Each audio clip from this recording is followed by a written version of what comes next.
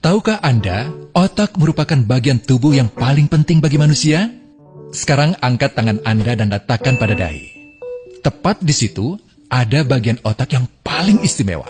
Bagian itu disebut prefrontal cortex, atau disingkat PFC. Menurut peneliti otak Jordan Grafman, PFC ini hanya ada pada otak manusia, sehingga membedakan kita dengan binatang. Bagian ini diciptakan dan dirancang khusus oleh Tuhan supaya manusia mampu memilih dan memiliki etika. PFC berfungsi seperti pemimpin.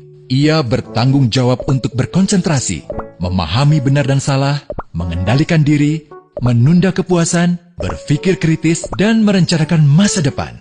PFC adalah pusat pertimbangan dan pengambilan keputusan. PFC inilah yang membentuk kepribadian dan perilaku sosial. Sayangnya, PFC adalah bagian otak yang paling mudah mengalami kerusakan. Jika PFC rusak, maka kepribadian orang bisa berubah. Rusaknya PFC bisa disebabkan oleh benturan fisik, bisa juga oleh zat kimia, seperti narkotika, psikotropika, dan zat adiktif atau nafsa. Dan ternyata penyebab paling merusak juga pornografi, yang disebut narkolema, narkotika lewat mata. Bagaimana pornografi mempengaruhi otak dan pikiran kita? Adi, remaja 12 tahun, melihat gambar di TV yang menjurus ke porno. Awalnya, ia merasa kaget dan jijik. Ini karena sistem limbik di otak Adi menjadi aktif. Sistem limbik mengatur emosi juga keinginan makan, minum, dan berhubungan seksual. Sistem limbik ini kemudian mengaktifkan zat kimia otak bernama dopamin. Dopamin memberi rasa senang, penasaran, sekaligus kecanduan.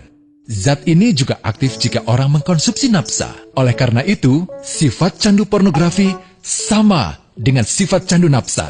Otak akan mengingat apa yang membuat Adi senang dan bagaimana ia memperolehnya. Jika Adi mendapatkan pembinaan akhlak, etika yang baik, dan patuh pada norma sosial, dorongan melihat pornografi, meskipun menyenangkan, akan ia abaikan. Namun karena hal itu tidak ada pada diri Adi, ketika ia sedang merasa bosan dan ingin mencari kesenangan, otak akan mendorongnya agar melihat pornografi lagi. Namun lama-lama, Adi bosan melihat jenis gambar yang sama, dan butuh yang lebih porno untuk memicu rasa senang. Sekarang, dengan internet, pornografi menjadi jauh lebih mudah didapat. Pertama, Adi membuka internet dan tidak sengaja melihat gambar yang menjurus ke porno. Berikutnya, ia sengaja membuka lagi untuk melihat yang lebih porno. Awalnya melihat yang sedikit terbuka, lama-lama semuanya terbuka. Awalnya melihat 1 menit, lama-lama 1 jam. Adi mengalami kecanduan pornografi. Bagaimana kerusakan PFC akibat kecanduan pornografi? Secara alamiah, dopamin dialirkan dari sistem limbik ke PFC. Orang yang kecanduan pornografi akan mengalirkan dopamin secara berlebihan sehingga membanjiri PFC. PFC menjadi tidak aktif karena terendam dopamin. Semakin sering PFC tidak aktif, ia akan semakin mengerut dan fungsinya terganggu.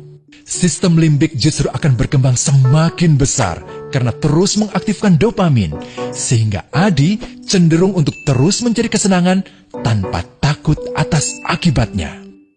Jika tidak ditangani segera, Adi berpeluang besar menjadi pelanggan pornografi seumur hidup dan mengalami kerusakan otak di bagian PFC. Awalnya, ia akan kehilangan konsentrasi, penurunan kemampuan menimbang benar dan salah, serta berkurangnya kemampuan mengambil keputusan. Lama-lama, besar kemungkinan ia akan melakukan masturbasi, oral seks, hubungan seksual suka sama suka, dan mudah berganti-ganti pasangan seksual. Pernikahan dianggap tidak penting. Pasangan dianggap hanya sebagai objek seksual semata, cenderung merendahkan derajat dan kehormatan lawan jenis. Selera hubungan seksualnya pun tidak sehat dan seenaknya, kasar sampai tega memperkosa. Manusia jadi tidak ada bedanya dengan binatang. Inilah dampak yang terjadi akibat kerusakan PFC. Ahli bedah otak Donald Hilton Jr. mengatakan, jika difoto menggunakan alat magnetic resonance imaging, otak yang rusak akibat pornografi memperlihatkan hasil yang sama dengan otak yang rusak karena kecelakaan. Ia juga mengatakan, Berbeda dengan dampak nafsa yang merusak otak di 3 bagian, pecandu pornografi yang sudah melakukan hubungan seks dengan anak-anak mengalami kerusakan otak di 5 bagian. Terbukti, pornografi pada anak lebih bersifat merusak karena PFC belum matang dengan sempurna. Tapi untungnya, otak anak yang belum sempurna ini masih mudah dibentuk. Pengaruh pornografi bisa lebih mudah dihilangkan asal ada usaha untuk memulihkan dengan sabar, terutama oleh ayah ibu, keluarga, dan orang terdekat. Pelajari bagaimana mencegah dan menangani anak yang terkena pornografi. Mari lindungi generasi kita dari bencana pornografi dan kejahatan seksual.